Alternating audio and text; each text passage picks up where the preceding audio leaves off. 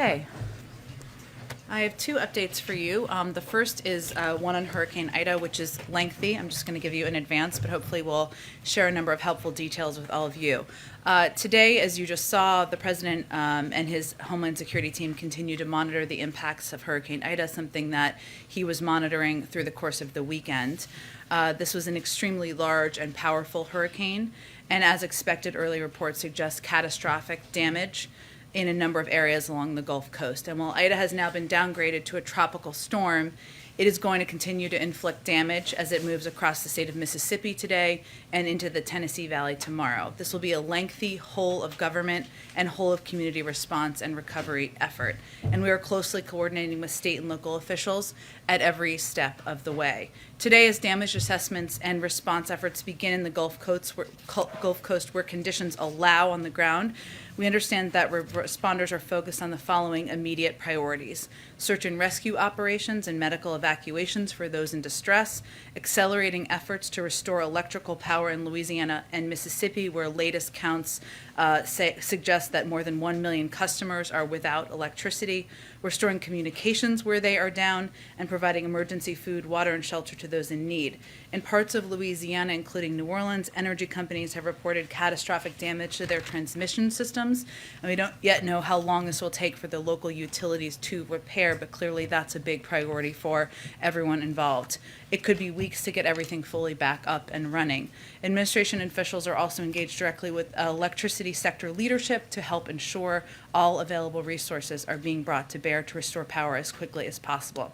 As you all saw, the President just spoke with governors and mayors from impacted communities, and he was at FEMA's National Response Coordination Center yesterday to receive the latest updates on the response operations and to thank the hardworking staff who are working around the clock to support state and local response efforts. The President also approved, you may have seen this, but last night an emergency major declaration for Louisiana, which allows individuals in the impacted areas to apply for assistance. He also approved a pre-disaster emergency declaration for Mississippi to authorize emergency preparation and protective measures and direct federal assistance. I just want to give you a quick overview, too, of the federal resources that are supporting state and local efforts as of now, and many of which were pre-positioned before the storm. FEMA is working with its federal, state, and local partners, as well as non-governmental agencies, to support needs of areas affected by Ida. The agency positions supplies such as meals, water, and generators to assist states with impacts from the storm. More than 3,600 FEMA employees are deployed to Alabama, Florida, Georgia, Louisiana, Mississippi, and Texas, and are ready to provide additional support as needed. FEMA has staged more than 3.4 million meals, millions of liters of water, more than 35,700 tarps, and roughly 200 generators. Hundreds of additional ambulances and air ambulances have also been moved into the area. 7 FEMA Incident Management Assistance Teams, IMATs, and 17 Urban Search and Rescue Teams have been activated, along with debris subject matter experts. The Department of Health and Human Services is deploying a 250-bed federal medical shelter to Alexandria, Louisiana, and the U.S. Coast Guard has 27 rotary or fixed-wing aircraft, and the Department of Defense has 60 high-water vehicles and 14 rotary-wing aircraft pre-positioned to assist with rescue efforts. Shelters are open in affected areas throughout the Gulf Coast, across the impacted states, and they're implementing steps to prevent the spread of COVID-19. The National Guard has also activated more than 5,200 personnel in Louisiana, Mississippi, Texas, and Alabama to support response efforts. And finally, the Army Corps of Engineers has activated planning and response teams for debris, temporary roofing, and temporary housing. Again, we are working closely with state and local officials. Even though the storm has been downgraded to a tropical storm, damaging wind gusts continue to be a threat, which will likely result in additional downed trees and power outages as the storm moves northeast. And Ida will continue to produce heavy rainfall, life-threatening flash and urban flooding, and tornadoes remain a threat. Finally, our Secretary of Homeland Security, Alejandro Mayorkas, and FEMA Administrator Dan Criswell will travel to Baton Rouge on Tuesday morning and will meet with the governor to survey damage. The FEMA Administrator will also travel to Jackson, Mississippi that evening, and on Wednesday she will meet with the governor and tour the damage. The last update I wanted to provide to all of you is that as part of our across government approach to preventing evictions, today Attorney General Merrick Garland is calling on the entire legal community to take immediate action to help prevent unnecessary evictions during this public health emergency. The Attorney General's call to action asks major law firms, law school students, and individual lawyers to work with courts, legal service providers, and nonprofits through pro bono services to ensure access to justice for vulnerable tenants. So far, over 40 major law school deans, including from Harvard, Yale, Stanford, Columbia, Howard, UCLA, and more, have already committed their students in law clinics to help prevent evictions. And presidents of several major legal organizations, including the Legal Services Corporation, the American Bar Association, and the National Housing Law Project, have joined the commitment to immediate action. And on Thursday, we will join a nationwide emergency rental assistant program training held by the Association of Pro Bono Counsel and Law Firm Anti-Racism Alliance. With that, Darlene, why don't you kick us off? Thanks, Jen. Switching to Afghanistan, as of yesterday, there were about 300 U.S. citizens who were still there who wanted to get out by the deadline. Do you have an update on that number? Are we still looking at 300 waiting to get out? Is it down to 150? Is it down to zero? Absolutely. Well, I know my State Department colleagues will have a more specific, up-to-date number, but let me give you an update of where things stand at this point. Of those who self-identified as Americans in Afghanistan considering leaving the country since August 14th, we have thus far received confirmation that about 6,000 have been evacuated or otherwise departed. This number will likely continue to grow as our outreach and arrivals continue, and we have been providing, as you know, regular updates to all of you on evacuations. The initial assessment, if we go back to August 14th, was that there were fewer than 6,000 Americans in Afghanistan who wanted to get out. So as we conveyed at the time, we knew that there could be an option, one, that people who had registered had already departed, or that people had registered had not deregistered, or that there would be additional people who came forward. And we believe there are still a small number. I understand you're asking for the exact number who remain. We're trying to determine exactly how many, and we're going through manifests and calling and texting through our lists, and we'll have more of a concrete number for you as soon as possible. Part of the challenge with fixing a precise number is that there are longtime residents of Afghanistan, as we've talked about in here, with American passports, dual citizens, the vast majority, who are still trying to determine if they want to leave or not, or have been over the last couple of days. In some instances, in many instances, that's because they have many family members there, but they have a range of reasons, and we've been working with them to assess that. And then one other question on Afghanistan. The deadline is tomorrow, obviously. What can you tell us about what the president will do tomorrow? How will he mark this moment? Should the public, expect to hear from him tomorrow at some point after this is all wrapped up? Absolutely, Darlene. Well, without getting into specific operational details, I know you're not asking me for that, but just to preface, I think you all can expect, and the American public can expect, to hear from the president in the coming days. I don't have anything to outline for you in terms of the specific date or time for that at this point in time. Go ahead. Thanks, Jen. On August 10th, President Biden told me, quote, "I do not regret my decision to withdraw from Afghanistan." After watching the heart-wrenching, dignified transfer yesterday, is that still his position? Does he not regret the manner in which this withdrawal was conducted? Well, first I would say that the men and women who gave their lives, and the president attended, as you noted yesterday, to honor their service, honor their sacrifice, and had the opportunity to meet a number of the family members yesterday. That doesn't take the place of all of the progress all of the work that has been done to evacuate people. But I will tell you something that has been said time and time again by the brave men and women of the military who are leading this effort. These 13 individuals sacrificed their lives to save tens of thousands of people. And that is something that should be honored, should be valued, and we will continue to look for ways to do that. So after meeting with the families of the fallen service members, he still sticks by his decision. He doesn't regret at all how this has played out in the last couple of weeks. Well, of course, for any president, as I said last week, a day or a week where you lose 13 service members is the worst day or the worst week of your presidency. And that remains the case. And yesterday, and I've seen him since he, of course, went to Dover yesterday, he was deeply impacted. He knows firsthand that there's nothing you can say to a family member. There's nothing you can say to someone who loses a child that is going to fill the black hole. That remains the case. But I will say, if you just take a step back beyond yesterday, the president stands by his decision to bring our men and women home from Afghanistan, because if he had not, his view and the view of many experts and military out there is we would have sent tens of thousands potentially, or thousands at least, more troops back into harm's way, risking more lives and more people to fight a war the Afghans were not willing to fight themselves. Nothing has changed in that regard. One more question. How was that interaction between the president and those families yesterday? Well, I'm obviously not going to speak to private conversations between the president and the parents of service members who lost their lives saving others. He was grateful to be there with the families yesterday and to honor both the heroic service and the incredible sacrifice of their sons and daughters. And while his son did not lose his life directly in combat, as they did, or directly at the hands of a terrorist, as these families did, that they're mourning, he knows, as I just said, firsthand, that there's nothing you can say, nothing you can convey to ease the pain and to ease what all of these families are going through. But he was honored to be there yesterday and to be able to spend some time with the families. Go ahead. Two quick technical questions and one other question. You said 6,000 have been evacuated or otherwise departed. Yeah. Is that apples to apples to the 5,400 that had been evacuated? Are we now including people who had registered but forgot or did not register on their way out? I'm just trying to understand that. Sure. Well, as we're assessing, there are people, as the State Department goes through and calls or emails, who say, I have departed or I have left. That doesn't change the total number of evacuees that we have obviously provided to all of you every day on planes and transport. But right now, we're of course at the point where we are trying to assess and get a final number. Okay, and then from a chain of command perspective, the president's been very clear. His commanders on the ground have the leeway to do what they think is necessary on the ground.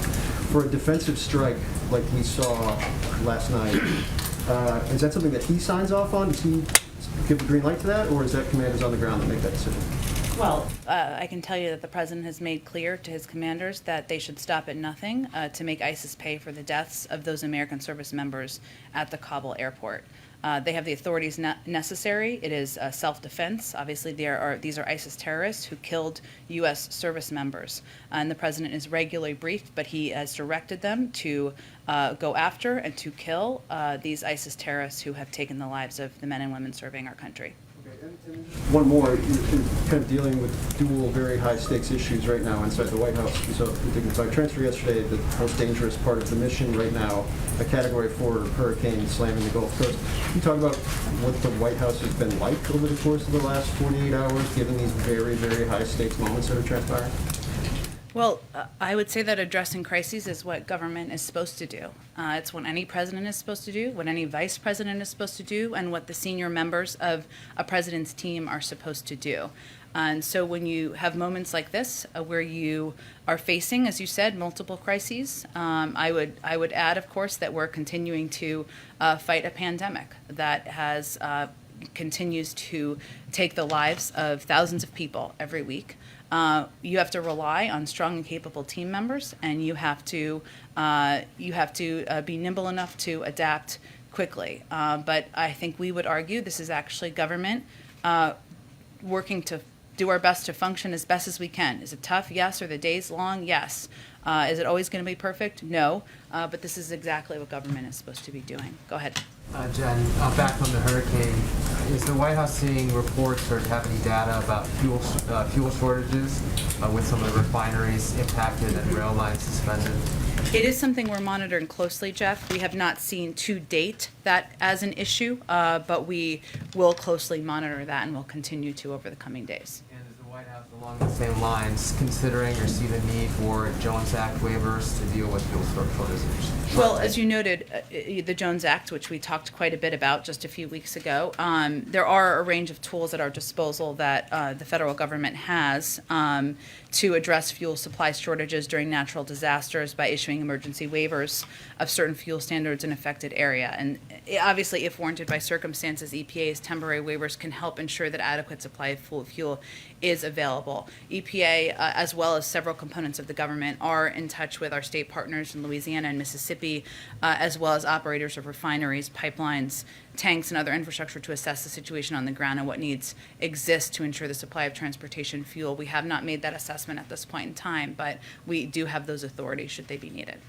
Last follow-up on the Afghanistan, the meeting with family yesterday. Does the president plan to continue to stay in touch with those families? Absolutely. and he's going to continue to look for ways of honoring them and the lives that were lost last week as well. Go ahead. Thank you. Just a few others on the ongoing evacuation, with the caveat that things are changing, winding down, numbers as they get reported here versus situations on the ground. Sure. We heard through the weekend of Americans who were told to get to the airport and then unable to do so because of the danger on the ground.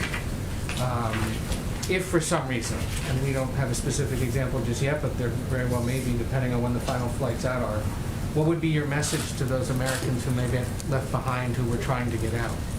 Well, as you noted, and I appreciate the caveat, we are continuing, we remain in touch with American citizens, as I noted at the top, to Darlene's question, and we are continuing to work to evacuate American citizens. What our message directly would be is that our commitment is enduring, and our commitment does not waver, even as we bring our men and women from the military home. And let me just outline for you a couple of the steps that are ongoing that I expect we'll give you updates on as details are finalized. First, on the diplomatic front, the Secretary of State is going to be meeting with a number of his international partners. Just over the weekend, the State Department put out a letter from 100 countries making clear that there must be safe passage for citizens, for Afghans who want to leave after the 31st.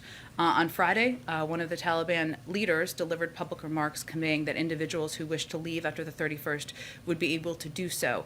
That does not mean we trust what they say, but there is an enormous amount of international leverage that we will continue to work in a coordinated way with our partners around the world. And there is also, of course, a discussion about what our diplomatic presence may look like moving forward. As our Secretary of State and our National Security Advisor confirmed yesterday, our current plan is not to have an ongoing presence in Afghanistan as of September 1st, but we will have means and mechanisms of having diplomats on the ground, being able to continue to process out those applicants and facilitate passage of other people who want to leave Afghanistan. We will have more details for that, I expect, in the coming days. And can I add one more piece that we're working on? The other piece of this is operational, which of course is the airport. And the airports, there are also regional airports. And we are currently working with a range of partners in the region about how to keep those up and operational. We need to reopen or figure out how to work with our partners to reopen the civilian airport and ensure that that is a mechanism. That is an area where there is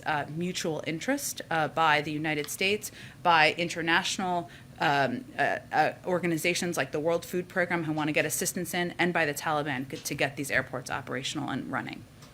You anticipated part of my next one because this ongoing conversation with the rest of the world about being able to get people out if they want to leave. Is there any sense of how long Afghans who are trying to leave, who don't leave by tomorrow, are going to have to wait for further instruction or sense of whether or not they're going to be able to go? I will tell you that there is ongoing, immediate, urgent conversations happening at a very high level with international partners now, and we hope to have more of an update on that in the coming days. There are different components of this, right? The airport operations, it may take some time to get that going, but we are working through a range of mechanisms so that there can be an ongoing efforts to move people out who are looking to depart Afghanistan. Just one final one on this, because again, based on things we've heard from people there, did the evacuation of non-Americans, SIV recipients or people who were applying and were eligible enough to leave, effectively stop after Thursday's attack? No, we have continued to work to evacuate individuals since that time. I think we've put out a range of numbers since then who make clear that we have continued to evacuate Afghan partners and other applicants. Go ahead.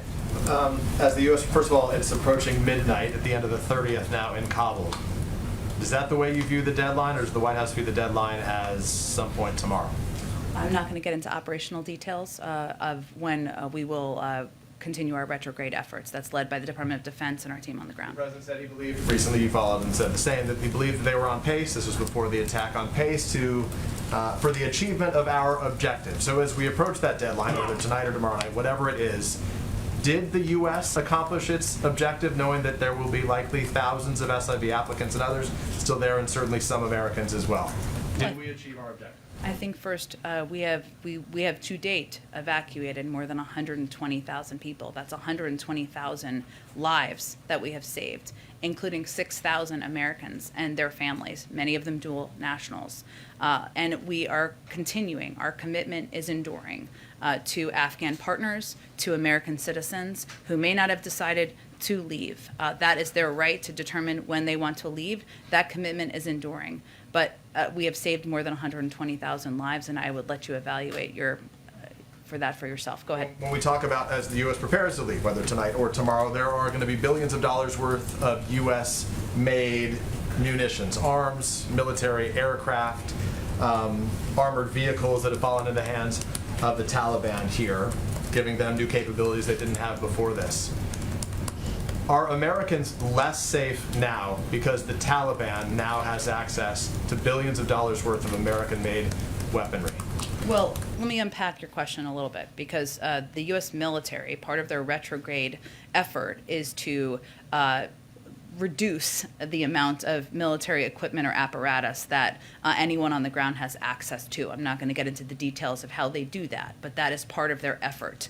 I will also reiterate something that our National Security Advisor said just last week. We had to make an assessment several weeks ago about whether we provide materials to the Afghan National Security Forces so that they could fight the fight. Obviously, they decided not to fight or not, and we made the decision to provide them with that equipment and the material.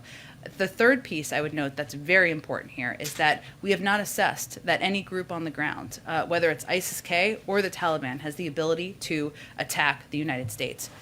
Whoa. We clearly need to, sorry, that was an aggressive bug. We need to ensure that remains the case, but that is not a capability that we have assessed to be the case at this point in time. There's a difference between the threat that is posed to U.S. men and women serving or people who are gathering outside of the gates in Kabul and whether these individuals can attack the United States. So I guess, but in simple questions, acknowledging that you're going to try to limit what access they do have to some of the weaponry in ways that you can't communicate here. But at the end of the day, whether it's not the United States, it's under risk as a function of this. Are Americans around the globe? I mean, are Western interests now more at risk because the Taliban has new access to all this weaponry? Well, again, Peter, I would say that the world will be watching. We have an enormous amount of leverage, including access to the global marketplace, which is not a small piece of leverage to the Taliban, who are now overseeing large swaths of Afghanistan. Certainly, our objective was not to leave them with any equipment, but that is not always an option when you are looking to retrograde and move out of a war zone. But that is our clear leverage we have with the Taliban. And again, our capacities are over-the-horizon capacities, which, by the way, killed 2 ISIS terrorists just last week and continue to be utilized by our men and women on the ground, remain in place and remain in place in the region. There are other parts of the world, Somalia, Libya, Yemen, where we don't have a presence on the ground and we still prevent terrorist attacks or threats to U.S. citizens living in the United States or around the world from growing. This last point, and then I'll share to the next person. Is the U.S. more or less safe today than we were before the Taliban took over?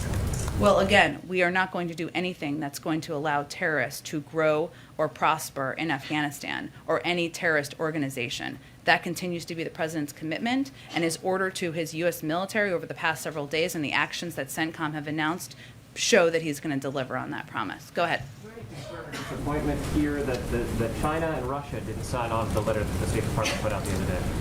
It remains an open letter that they are welcome to sign on. I will tell you, though, that it will be important, and we will continue to engage with a range of partners, including those where we have, at times, adversarial disagreements with about the need to maintain safe passage for individuals who wish to leave Afghanistan. There are a range of international organizations and mechanisms to have those discussions, and they're ongoing. Go ahead, Jackie. Oh, go ahead. One other question unrelated to this, if I Sure. might. The IAEA has put out a report that indicates that the North Korea's main nuclear reactor may be restarting. The Yeah. IAEA says it's a matter of serious concern. What's the White House reaction? We are, of course, aware of this report and are closely coordinating with our allies and partners on developments regarding North Korea. This report underscores the urgent need for dialogue and diplomacy so we can achieve the complete denuclearization of the Korean Peninsula. We continue to seek dialogue with the DPRK so we can address this reported activity and the full range of issues related to denuclearization. Go ahead, Jackie. Thanks, Jen. I wanted to go to this New York Times report about the students from the American University in Afghanistan. The Times reported that they had been left behind and they were contacted apparently to try to get out, held in safe houses for a period of time, and then were told that the evacuation had stopped. And that separately, the university president apparently told these students and their parents that their information had been handed over to the Taliban, obviously to get them safe passage, which has not yet happened. But my question is, as this sort of draws down, don't we sort of owe a group like that, where we've given out their information, their passport numbers, their names, aren't we obligated in some way to ensure that they get onto these last flights, given the fact that the Taliban, soon after coming into Kabul, posed at the front of the university saying that this is where, the Americans trained people, and they're obviously threatened and scared by that. Absolutely. Well, first, let me say that there have been reports that we provided, or the U.S. provided, lists of people who want to leave Afghanistan to the Taliban. That's inaccurate. That's misreported and misconstrued.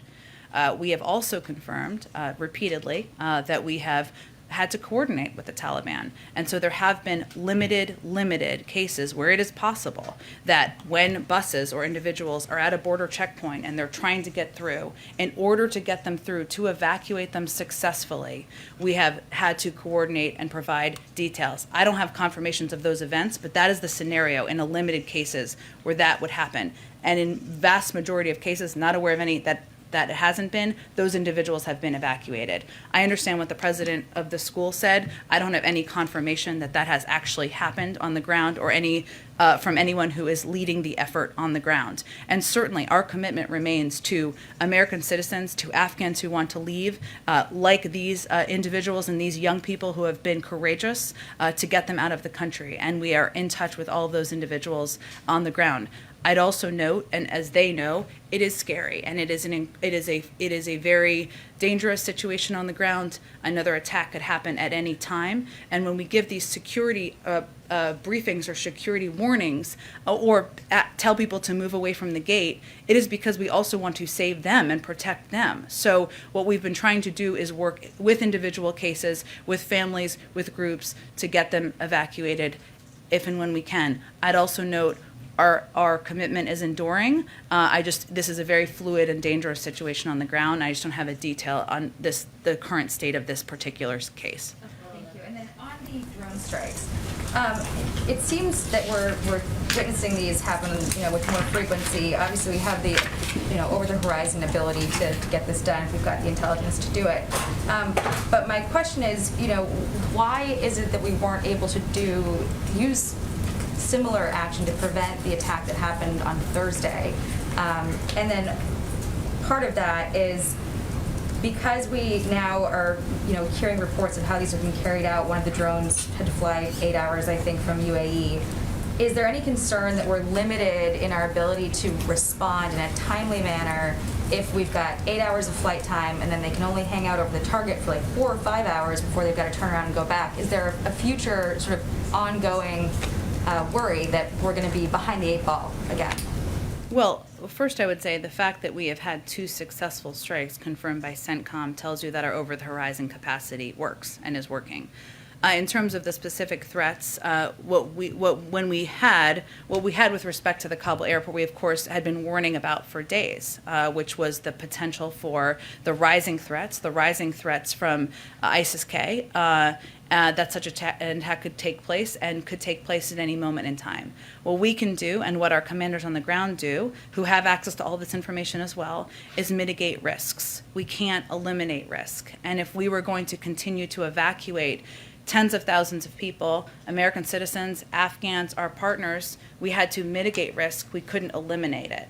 And that's how we proceeded. Now, the president has been clear to his military and to the commanders on the ground that force protection is of utmost concern. And I know my colleague at DOD confirmed the closure of gates earlier today. There have been steps that have been taken. And obviously, as we've gone through the retrograde process over the last couple of days, and it has been incredibly dangerous, there are steps that have had to be taken as these threats have increased. And the last one, just on overland routes. As I understand, we're looking for other ways after our military pulls out to get people back and out. But has this been at all hampered by Putin, rejecting a U.S. effort to put counterterrorism forces or bases for drones in Central Asian countries bordering? I know Putin also in that reported June meeting spoke for China in that. Did we ever get an answer from China ourselves on their position on this? I can't speak to these private diplomatic conversations from here, but I can tell you we have a range of partners in the region who we continue to work with and have discussions with so that we can maintain the over-the-horizon capacity. Go ahead, Ashley. Thank you. Going back to the president's meeting with the families at Dover yesterday, the sister of one of the Marines killed in the airport attack told the Post that the president's comments struck her family as scripted and shallow, and she said, quote, "You can't F up as bad as he did and say you're sorry. This did not need to happen, and every life is on his hands." So my question, can you talk a little bit about how the president thought the meeting with the families went, and also what responsibility, if any, for these deaths does he think he bears? Well, I think the president made clear, as the Secretary of State and our National Security Advisor made clear, that we're all responsible, and they feel a responsibility, and the buck stops with the president. And I think you heard him say that on Thursday when he spoke to the loss of life of these servicemen and women shortly after it had happened. It is certainly the right of any individual who met with the president yesterday to speak publicly about their experience, but I'm not going to speak about the president's experience beyond what I've said already. Following up, you mentioned that the president absolutely plans to stay in touch with those families. Is there the possibility he may attend any funerals or speak at any funerals? Well, I will say what's important to remember here is that this is the worst thing that's happened ever in the lives of these family members. And last Thursday or Friday was the worst day of their lives. And what role the president plays or doesn't play is probably not front and center for them. But he's only going to do things that are of comfort to the family, are supportive of remembering the lives that have been lost. And he's going to continue to look for ways to do that. Go ahead. Two quick questions. First on Afghanistan. The drone strike that the United States conducted appears, according to family members in Afghanistan, to have killed 7 children as part of 10 people. Does the president feel the same sense of responsibility and loss for those lives as he does for the American service members? Well, first let me say that we take steps from the United States to avoid civilian casualties in every scenario, and probably more than almost any country in the world. I can't speak to or confirm the numbers or cases of civilian casualties in this case. There is an investigation. I will note that in the CENTCOM statement that they put out last night, I should say, what they noted is that there was also the explosion. There were explosives in this vehicle that could have led to additional damage. There's an investigation to determine how this happened, but of course the loss of life from anywhere is horrible, and it impacts families no matter where they're living in the United States or around the world. My second question is about American families. 7.5 million Americans are set to lose unemployment benefits next month, not just their federal supplement, but all benefits. Given the expiration of the eviction moratorium, what's going on with the Delta variant, has the president considered asking Congress to extend those benefits further? Well, if Congress were to vote to extend the eviction moratorium, the president would sign that into law, and he'd be happy to do that. The benefits, the unemployment benefits. Look, I think he made a decision based on where things stand in our economic recovery at this point in time. There's additional assistance that continues to go out to people across the country, which you are very familiar with and know well, whether it's the child tax credit or additional funding that is still being distributed by the American Rescue Plan. Our objective continues to be to work with states and localities to keep people in their homes, make sure people have the assistance they need. That's why there is a range of programs and a range of assistance the president advocated for, fought like hell for, and signed into law that is going to be implemented over the course of the next year and not just ending this summer. Go ahead. The president regularly talks about the fact that he's the fourth president to deal with Afghanistan. He made a point in his April speech to say he had called President Bush. I'm wondering, has he been in touch with President Bush, President Obama? I'm going to assume he hasn't been in touch with President Trump, but I'll ask anyway, about this over the past few weeks as this withdrawal has played out. I'm not aware of any calls he's had with those presidents over the last few weeks. Go ahead. Jen, the EU voted to implement new travel restrictions. It's obviously up to the individual countries on whether they want to allow U.S. citizens, U.S. travelers into their countries. Obviously, we have not been letting many of those same people from those same countries come to the U.S., but what's the administration's reaction to the EU taking that step? Well, I think it's first important to note that today's announcement by the EU impacts people who are unvaccinated and not people who are vaccinated. And we continue to encourage people to get vaccinated. And the fastest path to reopening travel is for people to get vaccinated, to mask up and slow the spread of the deadly virus. We continue to work across federal agencies to develop a consistent and safe international travel policy. This includes travel from Europe. This will involve stepping up efforts to protect American people, including by potentially strengthening testing protocols for international travel. It may also involve ensuring that over time foreign nationals coming to the United States are fully vaccinated, with limited exceptions. No decision has been made yet, but these internal discussions have benefited greatly from our engagement with our international partners. Just a smaller thing related to the hurricane. Are you anticipating that the president will visit Louisiana at some point, and do you think that that will likely be later this week? I know things are obviously fluid at this point, but since you have the Homeland Security Secretary already going there tomorrow. Right. It is different, as you all know, for the President of the United States to travel somewhere from the Secretary of Homeland Security, given the footprint. And the President would not want to go if it were to impact, until it does not impact recovery and rescue efforts on the ground. So I don't have any prediction of that at this point in time. We will see how the next few days go. Go ahead, Karen. Thanks, Jen. We've heard reports of hospitals down in Louisiana that are full of COVID patients trying to evacuate some patients. They're having issues of roof damage, some generators failing. Can you give us a sense of the scope of the impact on hospitals in that region and what the federal government is specifically doing about that? Absolutely. So first, let me say that I know there have been a range of reports out there, but as of late last night, no hospitals had run out of oxygen as of late last night. That is something, of course, that we are watching very closely.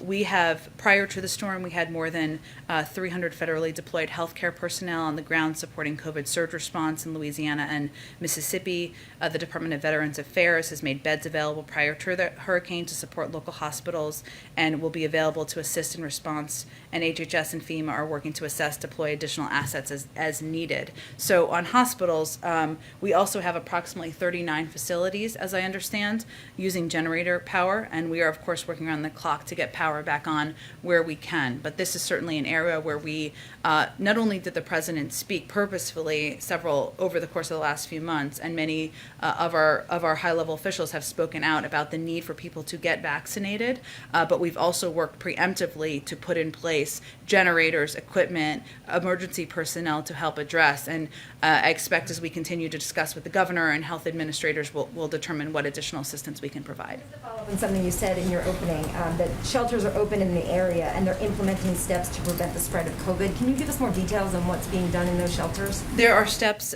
including social distancing wherever possible, which I know sounds challenging, but that is being worked to implement, masking wherever possible. And again, I would note that the president and several other high-level members of the administration made a strong case over the course of the last couple of months for individuals to get vaccinated. We had seen increases in numbers of vaccination in the region, although not simply not enough to prevent the spread. Go ahead, George. Can you give us any kind of update on the American hostage that the president mentioned the other day, Mark Friedrichs? Sure. It is. The case of Mark Friedrichs is a case that has been raised repeatedly by our officials from the State Department, and also managed. The State Department is working closely with the special presidential envoy for hostage affairs and the special representative for Afghanistan reconciliation. They've continued to press the Taliban for his release, continues to raise his status in senior level engagements in Doha and Islamabad. Obviously, that is overseen, is of great importance to the president, but is overseen in the day-to-day operations by the State Department, who would have any additional updates if there are any. Go ahead, Betsy. Thanks, Jen. So President Biden has said that there is a thorough security screening process at the Kabul airport for everyone who's not a U.S. citizen or permanent resident. So he said that anyone arriving in the United States would have undergone a background check. Can you clarify where this vetting process is taking place? Because our sources have said that the president has instructed Ambassador Ross Wilson to essentially be more permissive, to just get as many people on planes first and then vet later. Can you confirm that? And then I have another second. I mean, I don't think that's a secret. That is something we've conveyed clearly, and that is also one of the reasons why we're so grateful to several dozen countries out there, some of whom are serving as lily pad countries where individuals are going, as for many of them, their screening process is continuing before they proceed to the United States. Okay, and can you respond to allegations from groups assisting evacuations that it's very difficult to get deserving Afghans out because procedures that were given to the Marines on the ground and officers on the ground change constantly, sometimes even daily? Well, I would first say that it's an incredibly difficult and challenging security situation on the ground, as is evidenced by the fact that 13 men and women gave their lives on Thursday, and we dealt with rocket attacks overnight. And of course, force posture and the protection of our troops is going to be a top priority.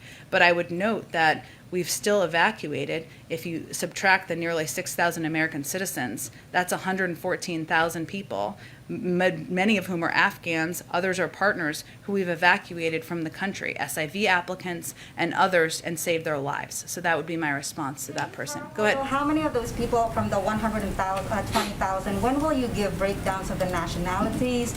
How many are SIVs? How many are third country nationals? When can we expect I would that? expect that would come from the Department of Homeland Security, and they're working through that now. Go ahead. There's a wildfire buried down in South Lake Tahoe right now. Is the administration tracking its advance? What plans does it have for this? And what are your thoughts on the fires that have been going on right now? Yes, absolutely. We are tracking the wildfires and ones that have unfortunately continued in different parts of the West, it seems, over the past several months. I would note that even as the president did regular briefings on hurricane preparedness, which of course have made us equipped to deal with the moment we're facing in the Gulf coasts, he also prioritized preparing for fires and ensuring that communities have the resources they need and that we have the response needed. I can check with our FEMA team and see if there are specific resources that are being deployed there at this moment in time and get back to you on that as well. The administration trying to boost pay for firefighters and get more firefighters in the front lines. Absolutely, yes.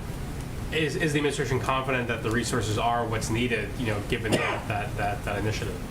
Well, that is our objective, but we will continue to assess if additional resources are needed. And again, I would note that when the president came in, he looked at the impact of wildfires and the fact that in the past, there has been cases where we didn't have the resources needed, and he wanted to preemptively take steps to prepare for that, to make sure we had those resources as we went into fire season. Yumish, go ahead. Thanks so much, Jen. One on Afghans that helped the United States and helped U.S.-funded NGOs and contractors. Is there any estimate on how many may be left behind? Well, I think, Yumish, what we're working through right now is how many left behind who have applied for programs, or how many may be left behind after the deadline? Well, I would say first, Yumish, that I just want to make sure I understood your question, that our commitment to working with not just any American citizen who has not yet decided to leave, but others who stood by our side, fought by our side, that's enduring. That will continue.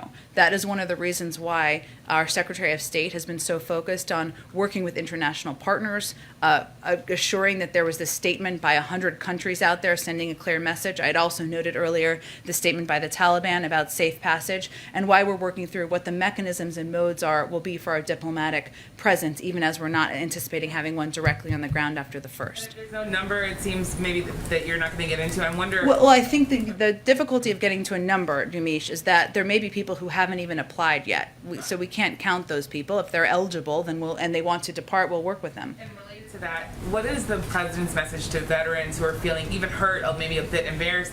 People that I've talked to who say that they feel like there are people who help them, who even in some cases saved their lives, who are now being left behind after the deadline, whether it's tonight or tomorrow. What's the message? What's the message from the president to these veterans? Well, first, we've been closely engaged with a range of veterans groups because we're grateful, of course, for their service and also for their advocacy for so many of these brave translators, interpreters, and others. tens of thousands of whom we've evacuated. But you're right, there could be some that are still there who may not have applied or have not been able to depart the country yet. Our message to them would be, we remain committed. These are our partners. These are our allies who have courageously stood by our side for the last 20 years. That's why we're so focused on ensuring we have means and mechanisms of having diplomats on the ground being able to continue to process applicants and facilitate the passage of other people who want to leave Afghanistan. On the hurricane, Louisiana is going to see highs of 80s. There are reports of no water, no power. What's the plan to get to people who may not have cell phone servers, who may not have access to the internet, who are stuck in their homes, given the circumstances that they may be dealing with? Well, this is why I did such an extensive laydown in the beginning, because as you know, it's not just one thing, right? We are working with companies who to get the power back on. That could take weeks. We don't know. We have also preemptively had set up a range of resources, food, water, and other resources that we can get to people on the ground. And we have deployed an across government entities and resources, whether it's from FEMA to the Health and Human Services, to the Coast Guard, to get out to communities, to save lives, to recover, to get people to food, water, and assistance that they need. Go ahead. Thank you, Jen. Okay, last one. You got under Darlene's, thumb there. Thank you. Two quick ones. The Washington Post reports that the Taliban offered to stay out of Kabul and let the United States forces secure the city. We told them that we only needed the airport. Is that reporting accurate?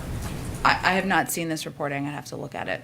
And then a moment ago, you said that some of the reporting about the United States giving lists of the names of Afghans or SIV or Americans to the Taliban was inaccurate at times and misconstrued. I'm wondering if you can just clarify a little bit more, because last week the president said that there had sometimes been instances where maybe a bus is coming through and some names have been given, but then he also added that I can't tell you with any certitude that there's actually been a list of names. There may have been, but I know no circumstance. I think that's entirely consistent with what I just said. Or several minutes ago. What I was conveying is that reports or suggestions that we were giving a preemptive, proactive list of Afghans or any individuals who wanted to leave the country to the Taliban are inaccurate. And what the president said, and what I also said, maybe in slightly different phrasing, is that there could be cases where on the ground, commanders who are coordinating with the Taliban to get people through checkpoints, to save their lives, get them evacuated, were saying, here's individuals we need to get through.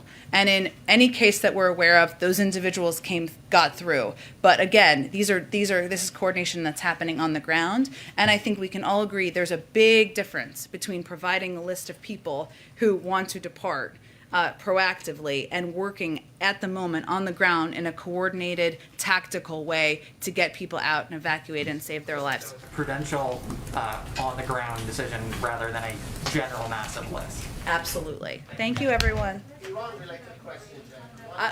I'll be back tomorrow. Or I'll be here. Thank you, everyone.